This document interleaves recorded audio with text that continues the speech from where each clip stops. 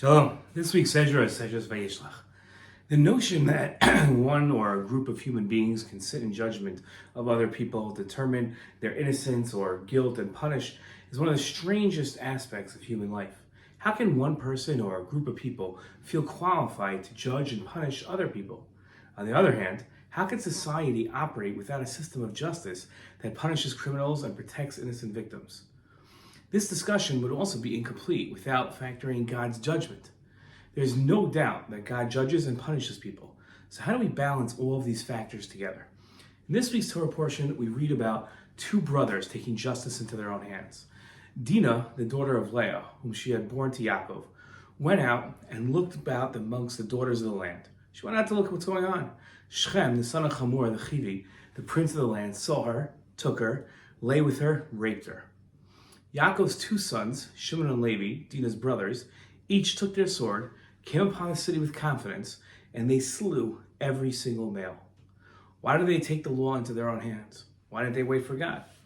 Last week, we read of Yaakov running away from his father-in-law. It says that Yaakov put his children and his wives on camels, drove all of his livestock and the wealth that he had amassed to go to his father Yitzchak in the land of Canaan. Rachel, his wife, stole her father's idols. Lavan chased Yaakov, caught up to him, and Lavan accepted Yaakov that he felt that he had to leave him, but he asked him, very well, you had to leave because you were longing for your father's house. But why did you steal my idols? Yaakov answered his father-in-law, anyone who took your gods shall not remain alive. In the presence of our children, point out what I have of yours and take it. Hashem narrated, Yaakov, of course, did not know that his wife, Rachel, was the one that had stolen her father's idols. The Ibn Ezra explained Yaakov's promise. Anyone who took your gods that shall not remain alive, he explained two different ways of understanding what Yaakov was promising his father-in-law. The first way to understand Yaakov's statement is a promise that he, Yaakov, would carry out justice, because I will put the thief to death. Another way of looking at it was that Yaakov was praying, may God strike the one who stole the idols dead. Now, Maimonides wrote, it's a mitzvah to appoint judges and enforcement officers in every city and in every region. Judges refers to magistrates whose attendance is fixed in the court, before whom all the litigants appear. The enforcement officers refers to those equipped with a stick and a lash who stand before the judges and patrol the marketplaces and the streets to inspect the stores and regulate the prices and the measures. They're officers, police officers. They inflict corporal punishment on all offenders. Their deeds are controlled entirely by the judges. Now, there are four types of execution that were done by the court: stoning, burning, decapitation, and strangulation.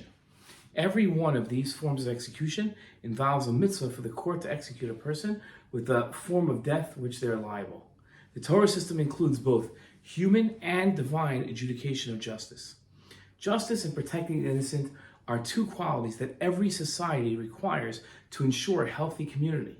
Without a justice and law enforcement system, society would be mayhem, crime would run rampant, and the innocent would be victimized with no recourse for judgment and no protection.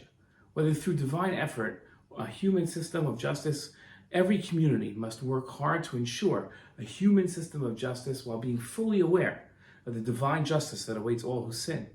Shimon and Levi maintained that Dinah's rape and kidnapping were so heinous and put their family and people in danger. The crime required society to act and not wait for divine punishment. Shabbat Shalom.